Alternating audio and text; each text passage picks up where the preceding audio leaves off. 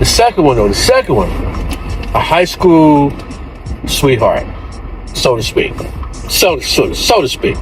Remember, I didn't mess with nobody at my high school, but at the time, though, the program that I was a part of, the CDC program, we would spend half a day at our home school, and then we'd go to another school.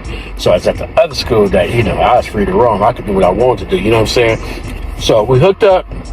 Shit I'm having to do, and in future episodes, make sure again, like, subscribe, comment, all that good stuff and everything. Get notifications. I'll talk about why I never really messed with nobody in the same neighborhood, at the same school, at the same job, and even as I got older in my same city, unless you wanted to find something to find. You understand what I'm saying? Then okay, maybe so. You know what I mean? I got high standards. I reach for the top of the tree. I don't want the low pickings, you know what I'm saying? Everybody fighting over and all that. No. I need to have the best of the best.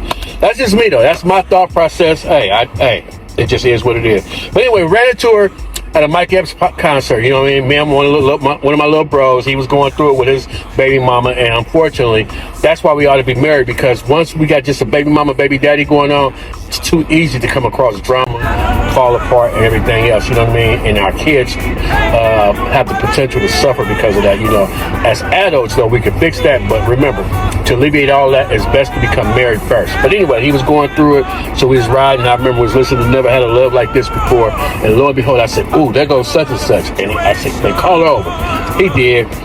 Locked it in, you know what I mean? It turned into something cool, you know what I mean? We broke it off for about 9 months, but then we got back together and it was even better then, you know what I'm saying? She was down the street from the first one I just mentioned, though. Same city, down the street. You know what I mean? She's actually one of the few people that, you know what I mean? Remember I talked about burning bridges and everything? Never intentionally. She's one of the very few female friends from the past that are mad at me. You know what I mean? I have to initiate conversation when we see, because we grew up in Richmond. We all got mutual friends and whatnot. So if I see her, most people don't know unless they know what it is. And it's probably because she told them, but they don't know. But, I'm always going to be cordial. It just takes practice to become, the person that I am. But I'm proud of it, you know what I'm saying? And that's the way that it is.